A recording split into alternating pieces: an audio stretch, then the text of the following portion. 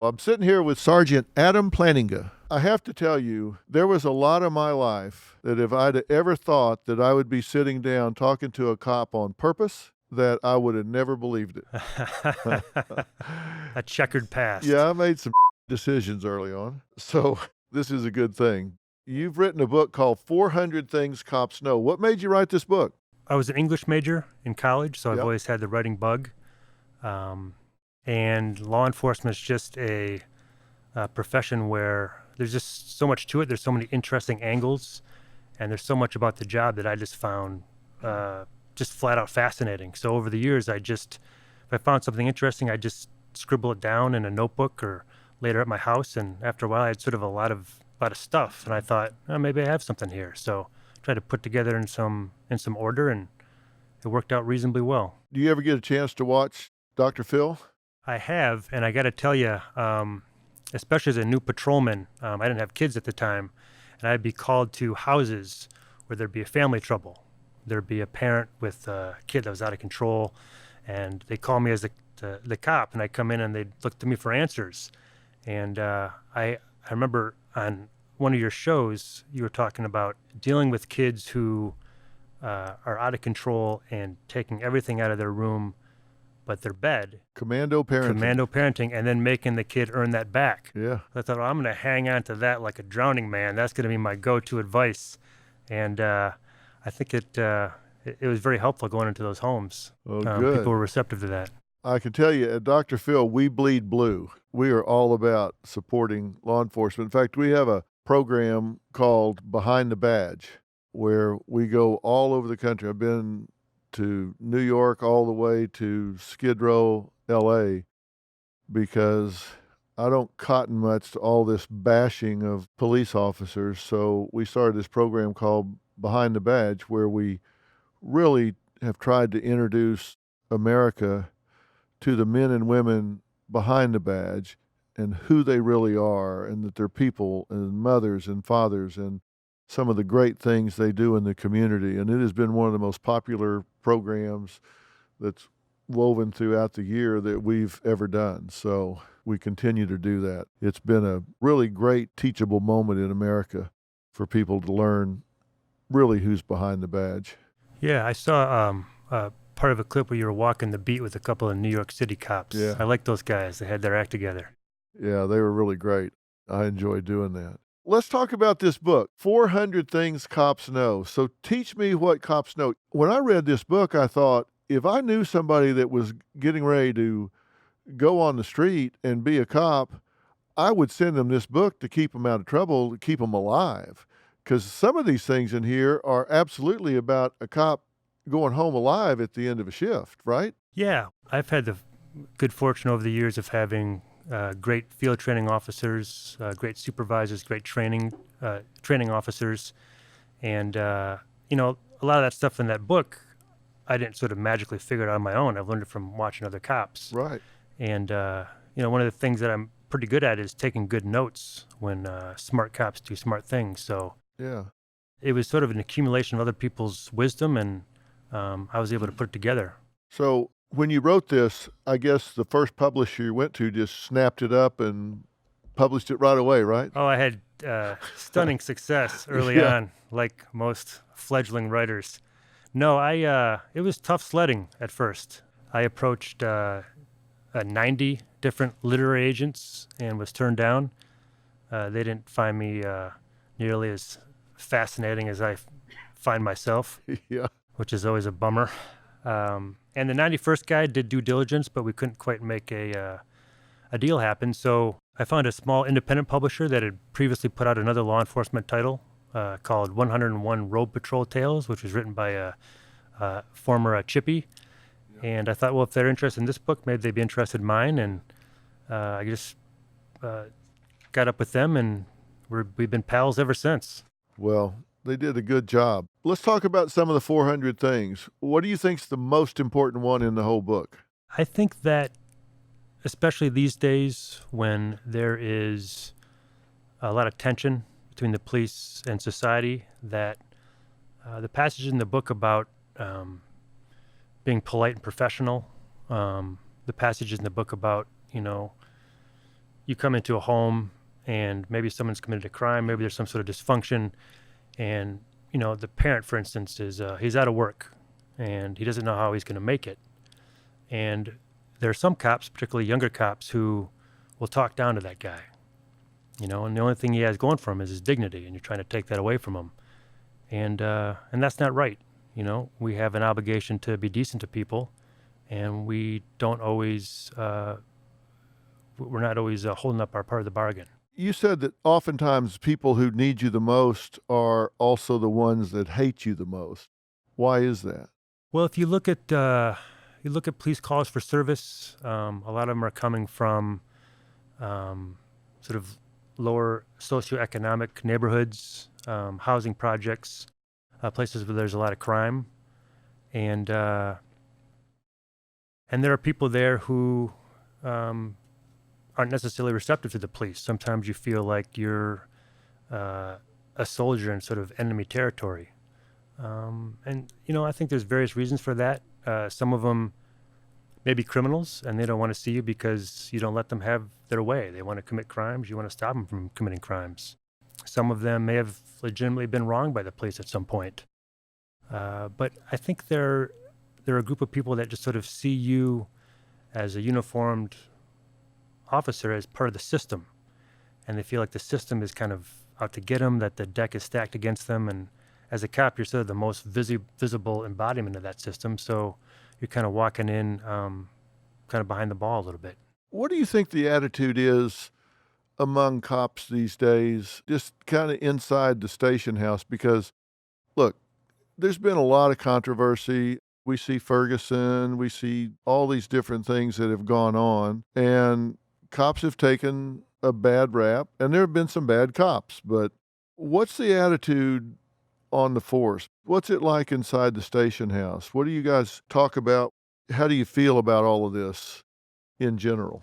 Well, I think that, they talked about the Ferguson effect sort of nationwide, where there seemed to be sort of a slowdown. Cops weren't making as many proactive stops as they had because, your average street cop thinks, well, why do I need to go through this hassle? I don't want to be sued. I don't want to get in trouble. I'm just going to do sort of the bare minimum possible, right, and get through the day. And that's not the way it should be.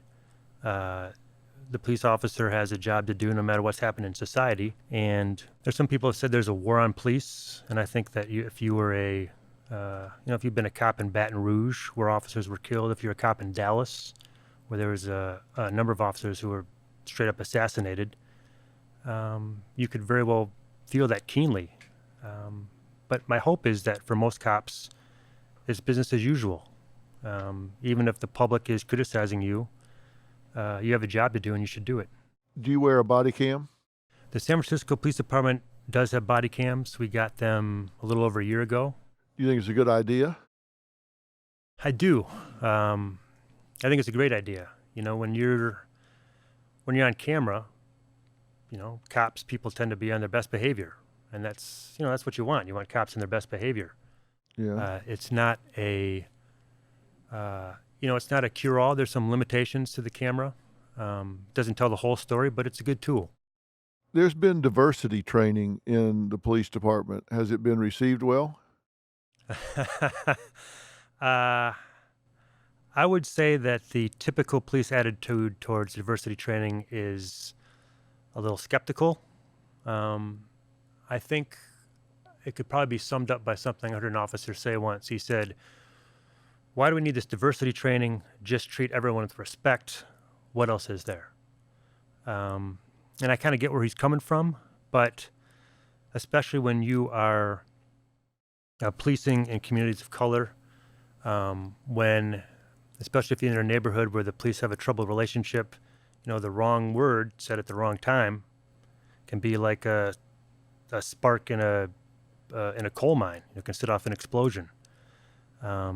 So, and there's sort of practical reasons for diversity training. I remember I went to a training once where they talked about speakers who are Indonesian might refer to gender in both male and female terms. So if someone who is from Indonesia says, "The suspect took my purse and she ran that way," They may not be talking about a female suspect, it may be a male. So those are things you need to know, practical things from a law enforcement perspective. You break this down in terms of things that cops know. You talk about some things that you know about shots fired.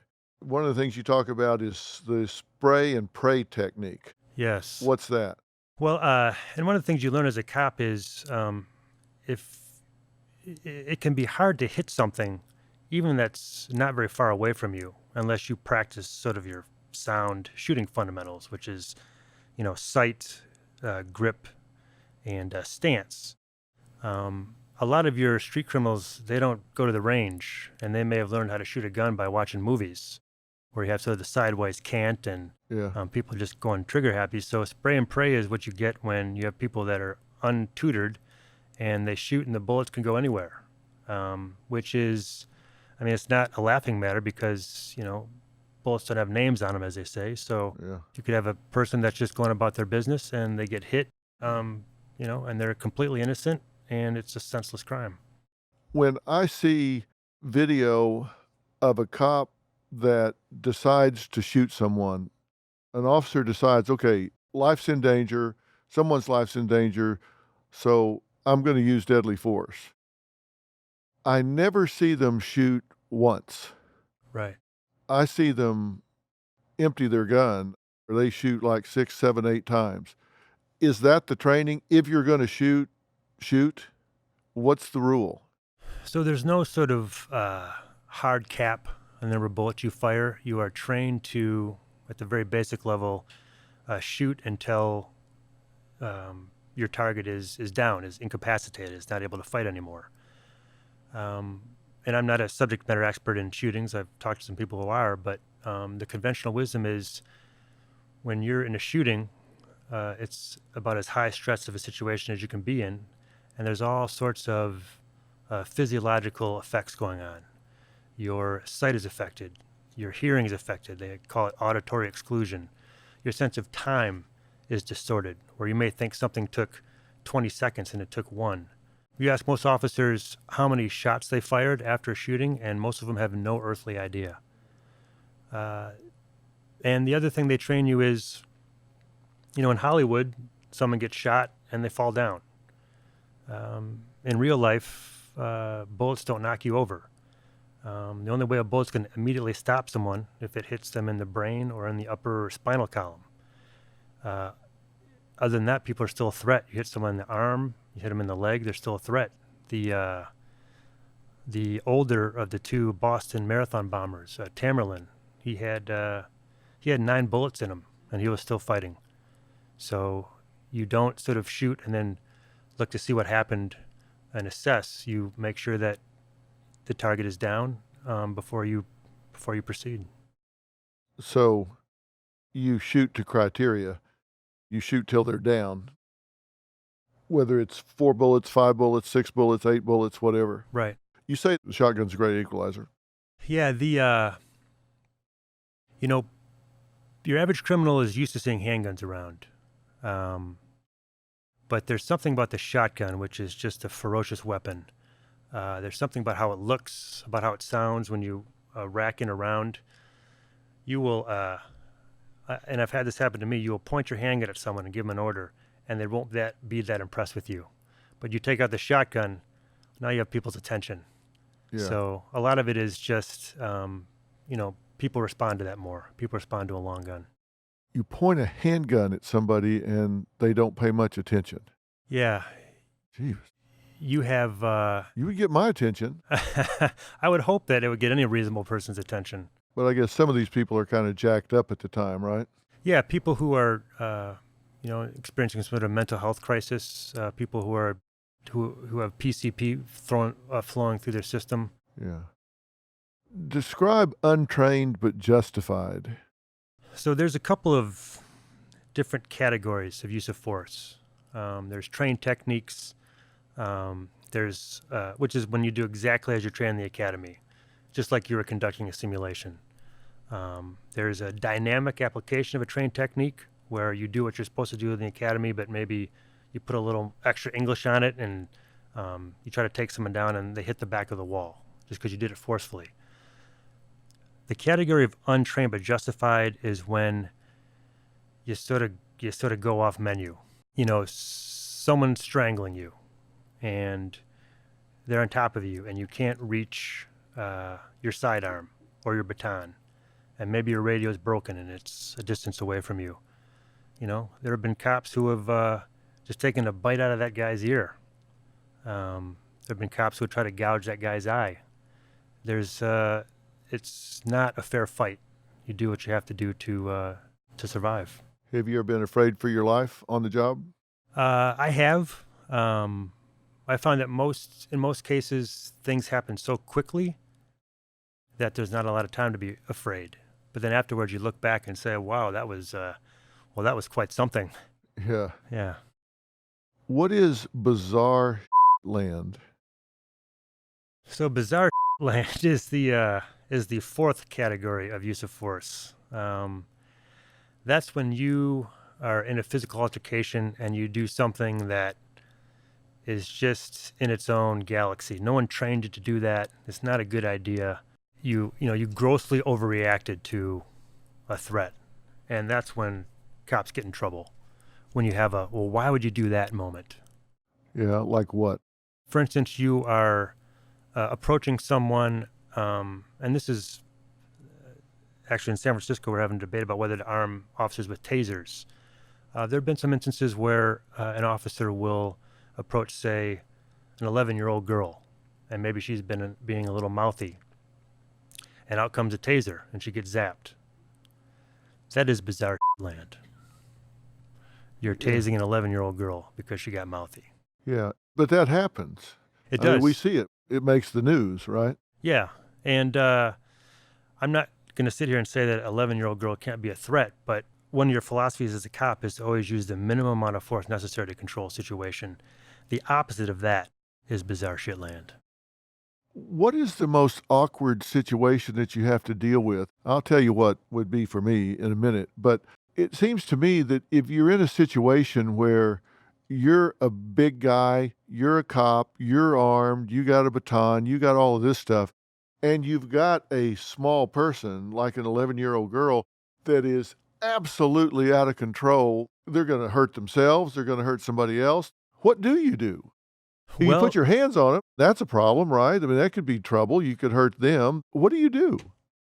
Well, that's probably going to be one of those situations, no matter what you do, you're going to look like you're in the wrong. Yeah. It's not going to be pretty. But in a situation like that, you try to get as many officers as possible, and then you each take a limb. Someone controls the right arm, someone controls the left arm. Now you got 4 cops ganging up on an 11-year-old girl. Right. Now that looks bad. But in a situation like that, the more cops you have, the better odds are that no one's going to have to use any more force than that. It's basically, and you're just kind of wrapping them up to be restrained and to be taken to a mental health center or what have you. But, right. Sometimes people say, there were 7 cops there. Why did it take 7 cops to take one person into custody? And, usually the answer to that is, well, because we didn't have 8. Yeah. The more cops, the better it is for the suspect and the better it is for the officer, because you don't want to get into some kind of one-on-one protracted fight. That's where people get hurt. Do you like tasers? Is that a good option? I think it is. We had them on the Milwaukee Police Department. I was a cop there for many years, and there was a study that came out recently that I think it's from the National Institute of Justice, and it was something like 99.7% of taser deployments resulted in only minor injuries to a suspect. Now, the taser in and of itself doesn't cause injuries, but if you're tased and you fall, you could get banged up. I mean, that's a percentage I'm very comfortable with. I mean, there have been some high-profile incidents where people have been tased and they've died, and whether that's because of the taser, because they had an enlarged heart because of cocaine use, I don't know. Yeah. But you play the odds and the percentages, and it's a good tool. I think that there have been instances where if cops had a taser, they maybe wouldn't have had to use their firearm. It's a non-lethal way to stop them, right? It is. It shoots out these prongs of sort of incapacitating voltage, and when we had them on the Milwaukee Police Department, they used to ask for cops to volunteer and be tased. so know what it's like. Everyone gets pepper sprayed in the academy, so you know what it's like. And then if you're gonna have a taser, you should know what it's like. You should be able to feel what you're dishing out. And there was one guy, and I would never name him, but when you get tased, you lose control of your muscles, and you're sort of not in control of your own body for a second. And people say funny things when they're tased. So when this guy was tased, and he's in a room of cops, sort of hard guys, he called out for his mom. Yeah. And then he went down, and then no one no one volunteered after that, because nobody wanted to be that guy. Yeah, no kidding. I'm sure he lived that down real quickly. Yeah, that's the kind of thing that stays with you. Yeah, I guess so. Talk to me about thugs and liars. So one of the things about thugs that please take note of is what we call the felony fur. The felony fur is, and we of course saw this more in Milwaukee where the weather was pretty bleak, but it's a winter jacket with a fake fur collar. Right. And we just found that there seemed to be an inordinate number of criminals who wore that jacket. So it's sort of like their uniform.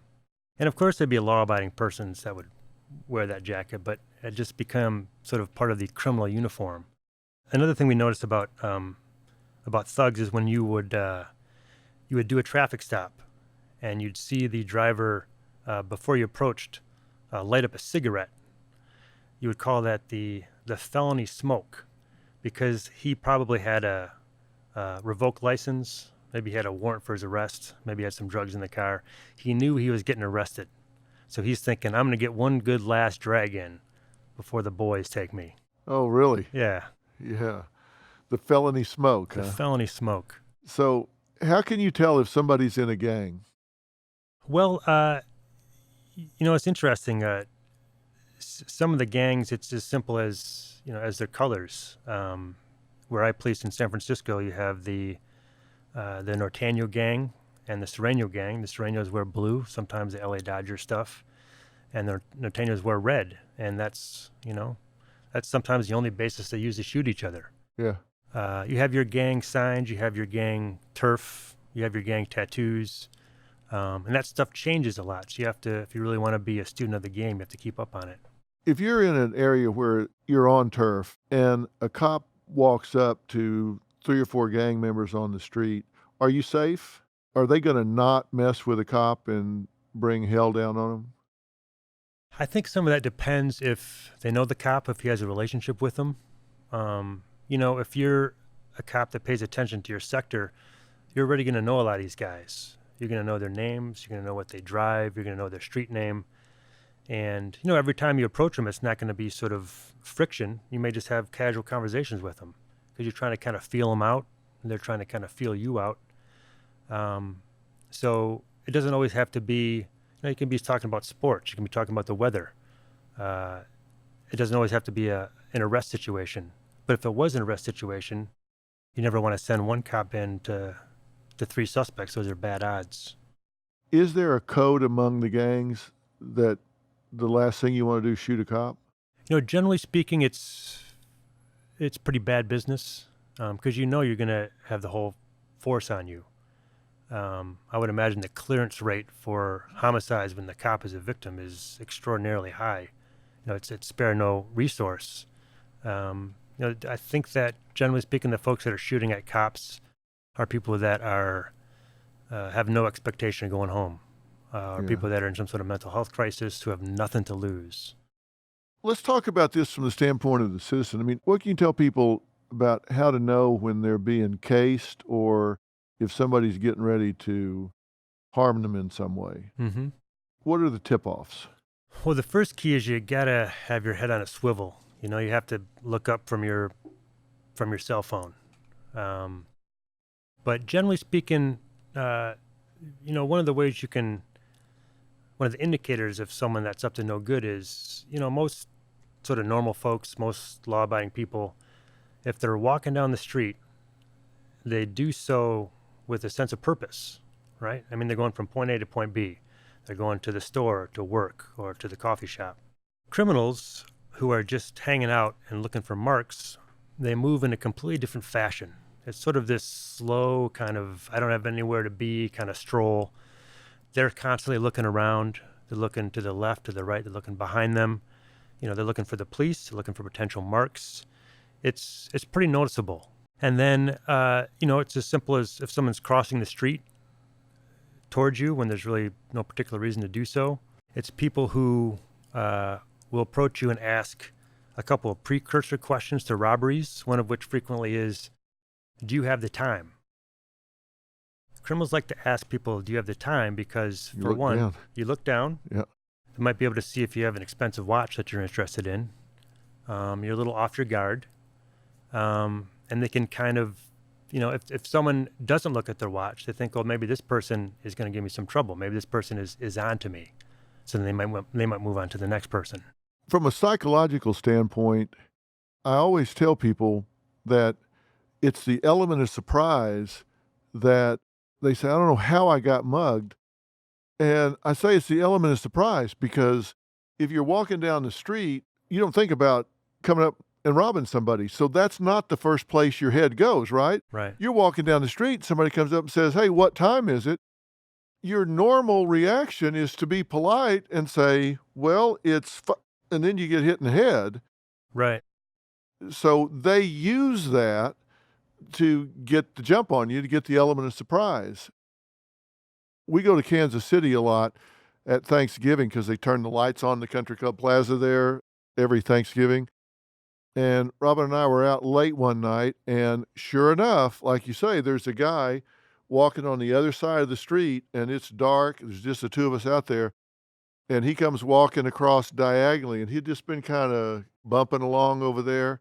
And then he comes across the street diagonally, and he looked pretty rough. Yeah. And he got about halfway across the street, walking right towards us, and I just said, stop, walk away. And Robin like, what the hell's going on? The guy just stopped in his tracks and looked at me. And I said, are you deaf? Walk away.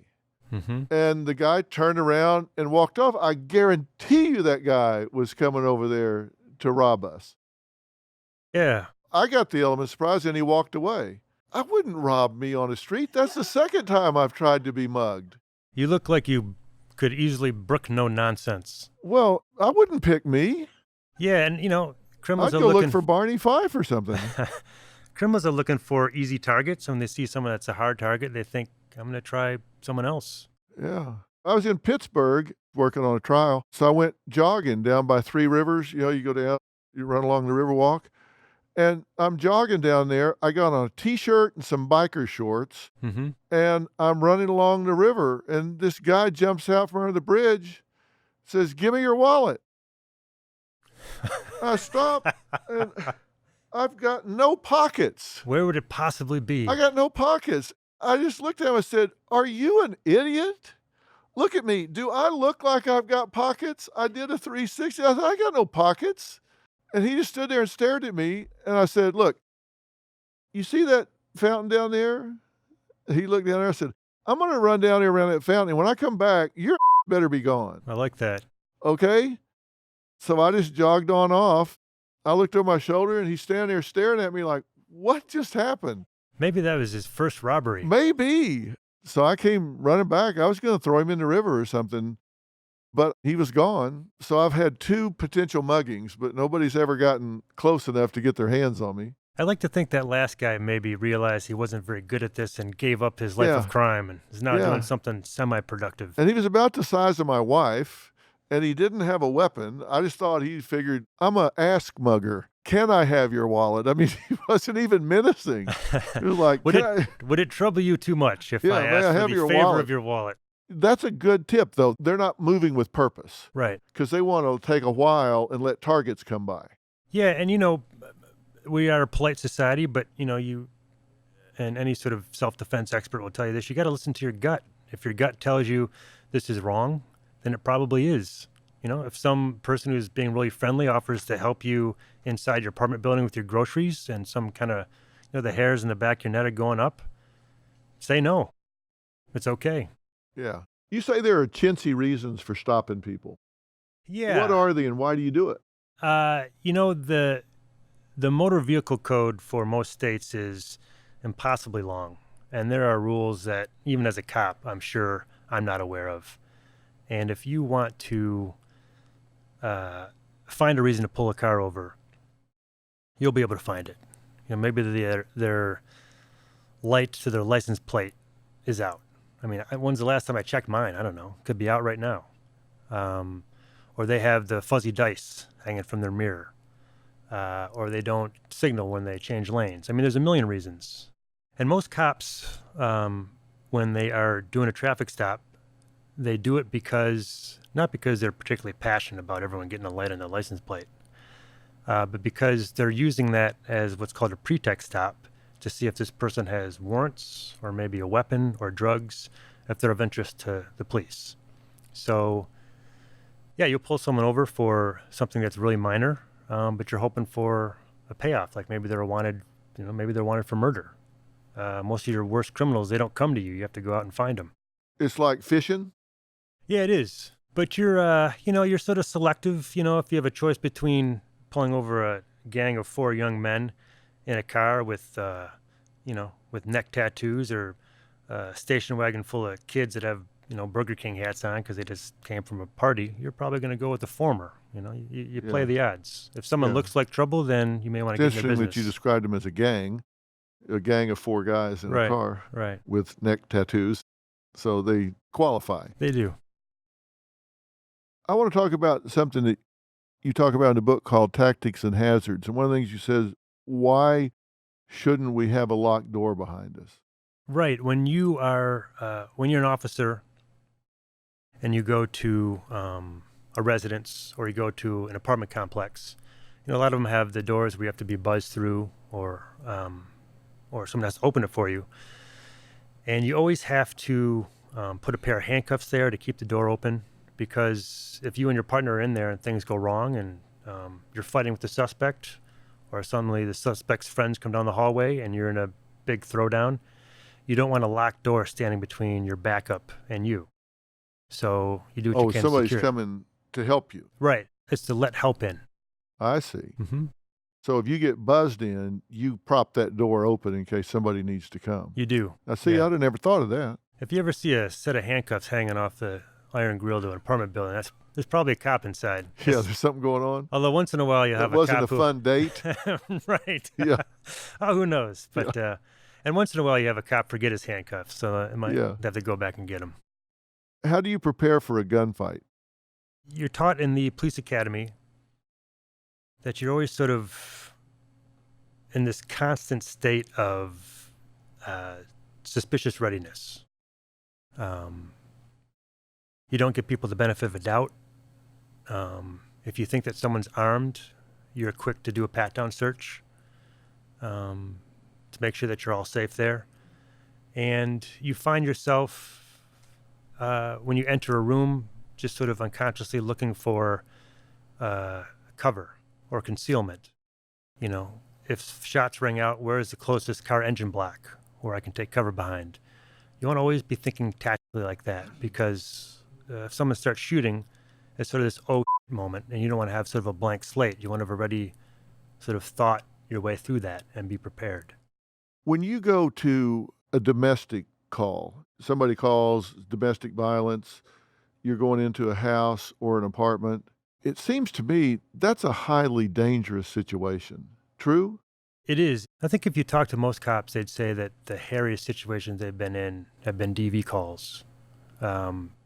You have passions that are running high and reasons running low. If you're in a house, anywhere in the kitchen, there's probably half a dozen weapons there. People in DVs have used, knives against their partner, against the officers. They've used a pot of scalding coffee. You really have to be on guard. As an officer going into a situation like that, because I've seen these situations where you go into a house, the lights are off, there's a long hallway, there's different rooms and different doors, and you do go in because there's a victim in there somewhere. Right. How do you protect yourself in a situation like that? Obviously, somebody could step out of there with a shotgun. Somebody could step out of there with who knows? Do you have your gun drawn? What do you do?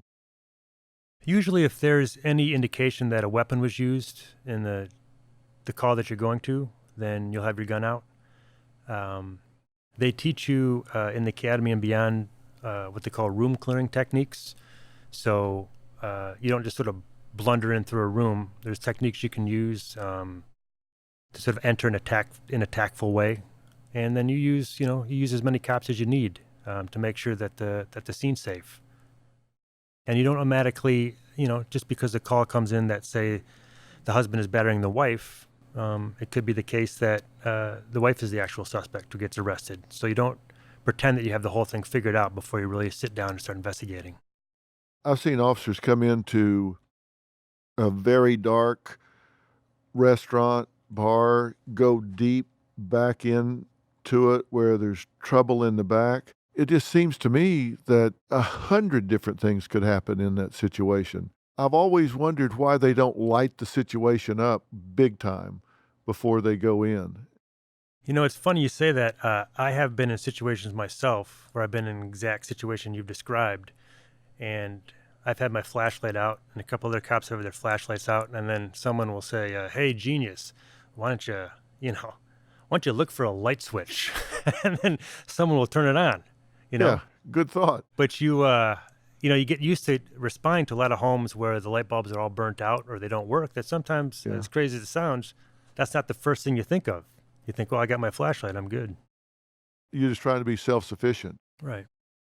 There's a friend of mine that produces Cops. So I've watched that show a lot, and it's interesting to me that in almost every episode where they go in a house, there's a guy sitting on the bed in the back bedroom, either with no shirt on or one of these strap shirts on, that looks up and is not the least bit surprised that there are two cops in his bedroom. Where do they find these guys? I mean, he's sitting there on his bed and he looks up, hi. Where do they find guys that he's not surprised that there's two cops in his bedroom? Have you noticed that? That's just a Wednesday night for that guy. Yeah, I know. He's just not surprised. Yeah, of course they're here. Yeah, of course you're here.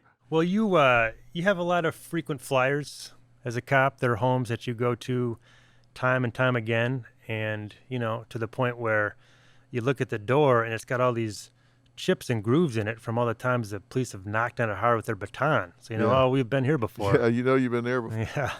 I guess it's just a select part of the society. I don't know. It's like every time there's a UFO sighting, there's a guy with an eat hat on. Like, he's the one doing the interview. It is the way of things. Yeah, it's the same guy that's sitting on the bed, I guess.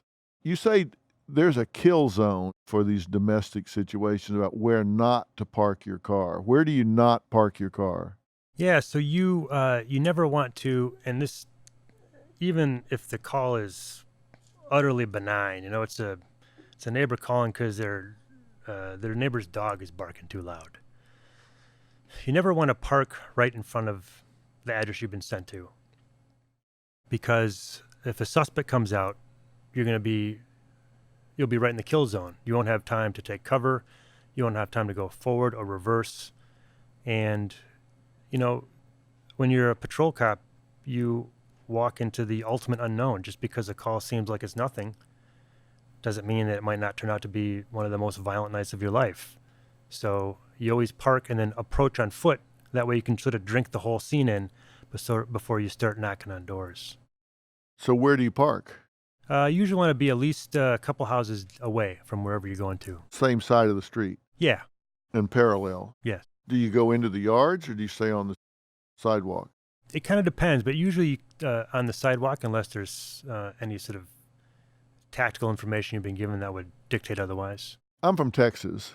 What do you think about the open carry law, where you can carry a gun in plain sight? Mm-hmm.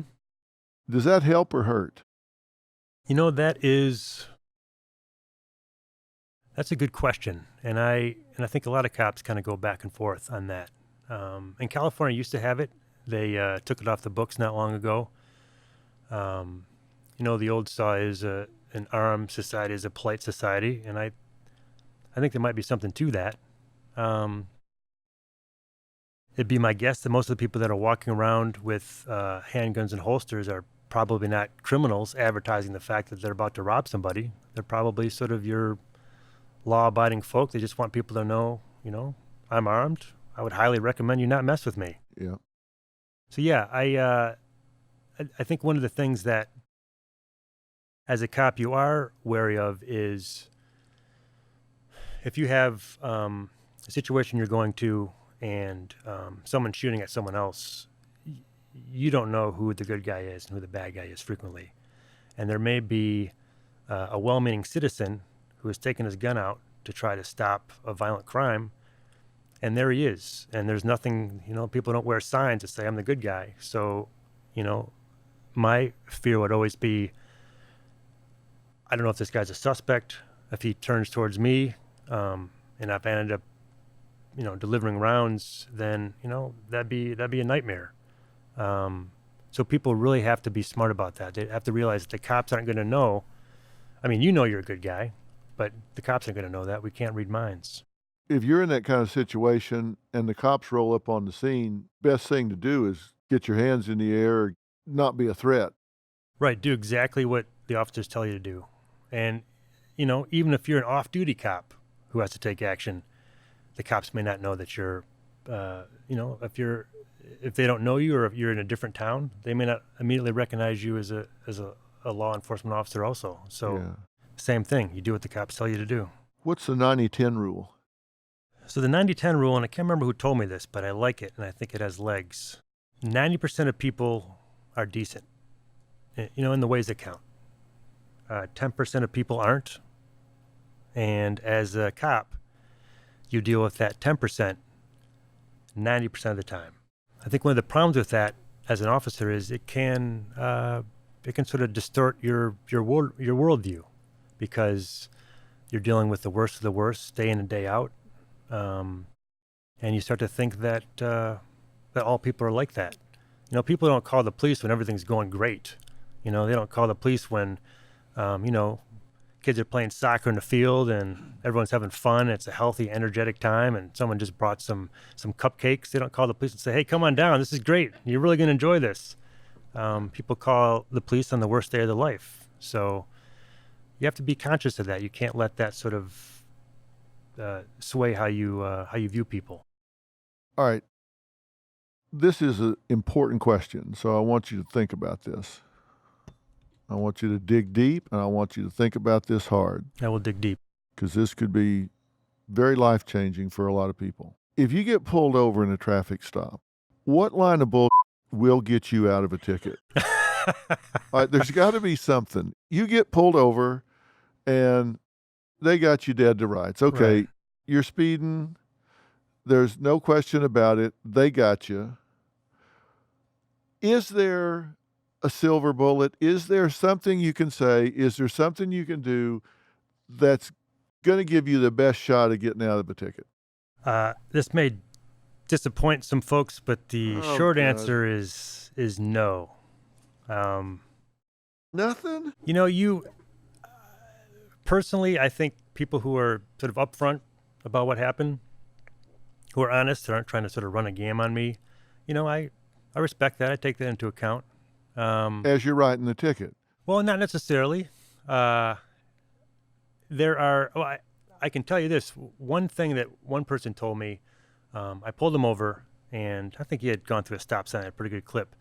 And he said, I'm sorry, officer, but I really have to go to the bathroom. And this guy was, he was squirming so visibly. He seemed so obviously uncomfortable that I thought, you know what, I'm going to give this guy the benefit of the doubt, and I'm going to let him go, because no one can act that well. And if he put one over on me, God bless him, because he's an Oscar that's caliber helpful. actor. All right, that's helpful, though. That's good to know. Just pretend like you have to go to the bathroom. If he actually pissed his pants, would that help? Well, I didn't think it would be civilized to wait until he had actually soiled himself. Okay. I let that guy go. Now, see, that's helpful. I feel like I'm delivering the wrong message here. No, that's good. You don't run a stop sign on purpose, or you don't go out and speed on purpose. And isn't law supposed to be based on good public policy, right? Absolutely. And isn't the speed limit supposed to be based on the natural flow of traffic? Yes. I feel like I'm walking into a trap right No, now. no. If the natural flow of traffic in a stretch of road is 50, and somebody comes out and sticks up a sign that says 35, and that's not the natural flow of traffic there, and then so somebody comes by and they're doing 45, you give them a ticket for 10 over, but if everybody's going 45 or 50, that's the natural flow of traffic in that area, right? I'm with you. Sometimes it's pretty arbitrary, right? Yeah, I think most officers, they're not out to humbug people. If someone is maybe going a little faster than the speed limit, but they have a good driving record and they're upfront about what happened, unless they're sort of specifically assigned to traffic enforcement, odds are that person might get a break. It's probably not a good idea to say, "Do you know who I am?" That never works, right? Not once has that worked. Yeah. In fact, I think some cops want people to say that just so they can show them how it's not going to work. Yeah. Yeah, I know who you think you are. Sign right here. What's your view on racial profiling? There's been a lot of conversation about this. Law enforcement's gotten beat up about this a lot. What's your stance on this and stance on race relations? Well, racial profiling is flat out wrong. If you're a cop, one of the main philosophies you operate from is equal enforcement of the law. And if you don't have that, if you're singling out a select group, then the system doesn't work. It's fundamentally unfair.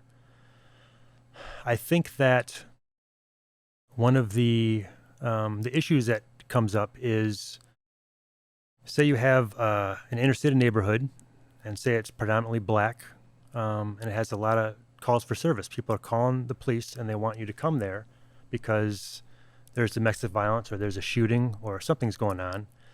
And so you tend to flood those areas with cops.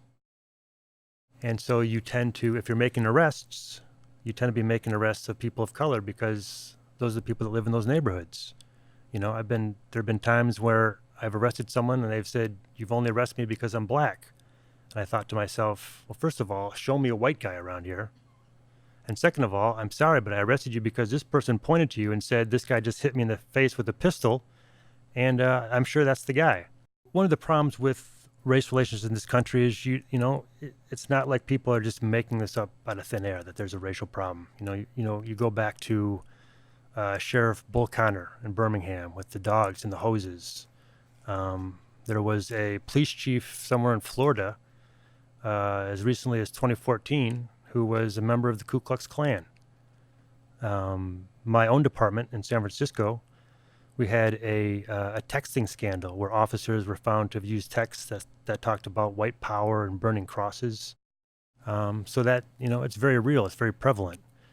And if you find that there is racial profiling, you have to go after that, just like you would go after a virus. You have to go after it hard.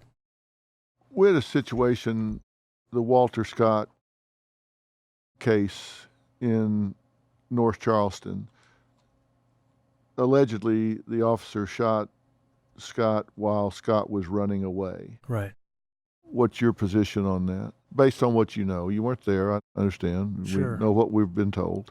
Well, as you might expect, I'm about as pro-cop as it gets. And I know that I am biased when it comes to situations like this. I'm far from objective. I want the officer's account to be true. I want it to be a good shooting. And I think it's really important to wait till all the facts come in. But, that being said, there are things that you see on the news that are so sort of visceral that they demand a response. And when I looked at that shooting, it looked to me like a straight-up assassination. I couldn't think of what could possibly have justified that. And I think the courts felt the same way. The officer was, if I'm not mistaken, convicted, and I believe is in prison. A lot of times I've heard officers say, "I gave a command and they didn't follow it." And I know there have been laws on the books where that can justify use of force. Mm-hmm. But if there's not a threat to the officer, fleeing a scene is not a capital offense, right? Certainly there's been no trial, there's been no conviction, but if somebody is fleeing a crime scene, should an officer shoot at the fleeing car? So we have rules in place that talk to that. That speak to that. Most departments do. No, you don't shoot at someone just because they're fleeing. There was a sort of a seminal court case, Tennessee versus Garner, that outlawed that decades ago. The circumstances under which you would shoot someone who is fleeing are so narrow and so specific. It would have to be something, for instance, like this suspect just shot at you. He just shot your partner, and now he's fleeing. And you have a reasonable belief that if you don't stop him right now, he is going to continue to kill people. In the absence of that, that's bad police work. Right. And generally speaking, shooting at a car, whether it's coming towards you or away from you, it doesn't work. You can shoot at a car as many times as you want, and the odds of you stopping that car are slim. And if you hit the driver, all you've done is made this very dangerous missile coming at you pilotless. So, for instance, in our department, we are not allowed to shoot at cars. Yeah. Which is sensible to me. We talked about these neighborhoods that you get into sometimes where it's dangerous, they're high crime situations. If somebody gets lost in a hostile neighborhood, maybe they're on foot, maybe they're driving or whatever, what do? What's the first thing you tell them to do? It's good to have sort of a healthy fear of a place that looks rough. But generally speaking, if you are a law-abiding person who isn't a criminal yourself, you're not in a gang, you're not a hitman, even if you wandered into a sort of a tough neighborhood, odds are you're going to be able to extract yourself okay. I think sometimes people have these images of, say, a housing project as this whole neighborhood is bad. There's nothing redeemable about this neighborhood. And that's also, I think, sort of a traditional police weakness. Sometimes we write off whole blocks as being bad. But generally speaking, if you're a citizen, I would say if you're going to ask someone for directions, just sort of play the odds, and as opposed to asking a group of folks that are shooting dice on the corner, maybe ask sort of an older woman with kids. They'll get you out of there. Well, if she's not handy, what do? Get a better app on your phone that will solve this problem. Yeah. Get your GPS, but you just try to look for a friendly face. Yeah, that's pretty much it. Just sort of common sense approach. Or a cop. Yeah. If you're passing a car and they flash their lights at you, will you stop? Yeah, unless I'm, if I'm going lights and siren to something high profile, sure, I can't. But yeah, in the absence of that, sure. If someone flags you down, if you're just cruising and somebody flashes their lights at you, is that a sign to turn around and come back? Yeah, it usually is. Yeah, that they need something. Mm-hmm. Yeah.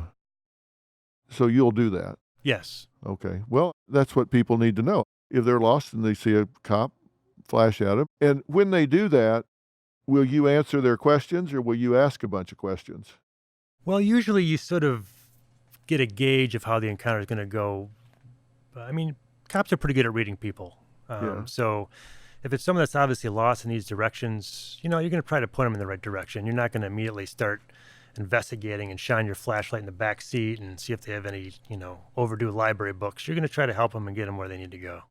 At this point, do you think that the morale among law enforcement is good, bad, about the same as it's always been? What do you think? Well, that's a good question. I think that, obviously it may vary from department to department. I think cops have sort of, on a whole, felt to some extent under siege of late because some of the things that, some of the media coverage, and, don't get me wrong, sometimes we're our own worst enemy. But I think that morale would be helped if cops had a sense that people were more willing to give us the benefit of the doubt, if they're more willing to sort of hear our side of things, if they're more willing to just wait and hear some of the facts that come out regarding, say, a controversial shooting before just making a snap judgment that the officers were wrong.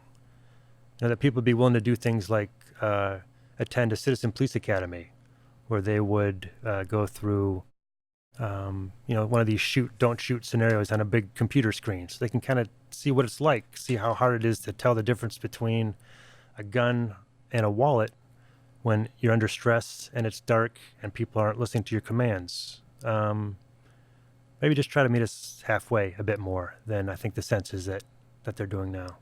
Yeah. We're in Hollywood right now. We're on the Paramount lot where they've made everything from Mannix to The Godfather. Mm-hmm. Just how bad are the inaccuracies of police work on television? I sometimes find myself yelling at my screen because what I see is not representative of any known police universe. But we had CSIs carrying guns. Right, and interrogating suspects. Right. I mean, it's all, it's for entertainment purposes. They don't purport to be police documentaries, but right. One of the things I think of when I watch Hollywood is even the slightest of cops. They're always kicking down doors with the one kick. Yeah, and that's not as easy as it looks, is no, it? In fact, one time it took me 27 kicks to get through a door, and I know that because my sergeant was right behind me and he was counting them out, as I went. He was very encouraging, but no, doors can be pretty hard to knock down. 27 times. Was this a metal door? It was a reinforced door. Plus, I was just coming off a lower back surgery, so I wasn't. I wasn't at my peak performance. Yeah, it was good of your sergeant to step up and help you out there. Well, he was, he's a supervisor. Yeah. When you see some of these things they do on television, like getting fingerprints off of things and getting DNA reports back during a commercial break, how long does it actually take to get DNA back? Well, I had a burglary that, when I was in investigations, I had a burglary where I submitted the DNA in, I think it was October, and I got the results back in August. And that was actually pretty quick. Yeah. A lot of crime labs are sort of overwhelmed and overworked. And, unless it's a homicide where they can fast track DNA, it might be 1 to 3 weeks. You're going to be waiting a while. Yeah, it's not quite like they do on television, right? No, there's no big fancy computer with swirly graphics that spits out the offender's information immediately. Before we finish, you got to tell me about the dumbest criminal you've ever encountered. So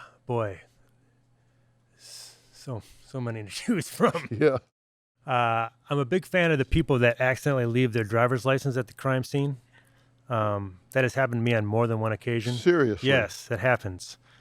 There was a guy once who bought crack from a crack house and then had a complaint about the quality of the drugs he had obtained. So he called the police to complain about this. To report poor quality crack. Poor quality crack, yeah. I told him that he should report his complaint to the Better Business Bureau. They might be able to help him. Might be able to help him out? Yeah.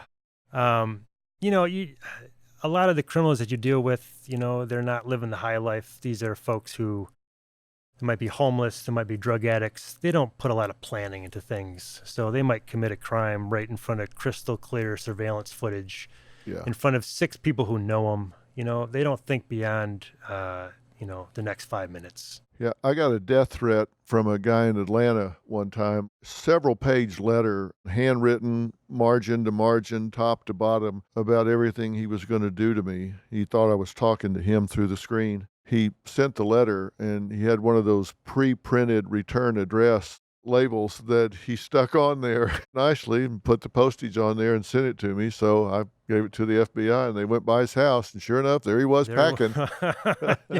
He was packing to come from Atlanta and kick my ass, I guess. Not quite the master criminal. Yeah, no, they don't think far ahead sometimes. Well, listen, we've been talking to Adam Plantinga. We've been talking about 400 things cops know. Street smart lessons from a veteran patrolman. Listen, this is a really good book to read. Not only is it entertaining and tell you things you don't know, but it'll tell you some things that will keep you safe.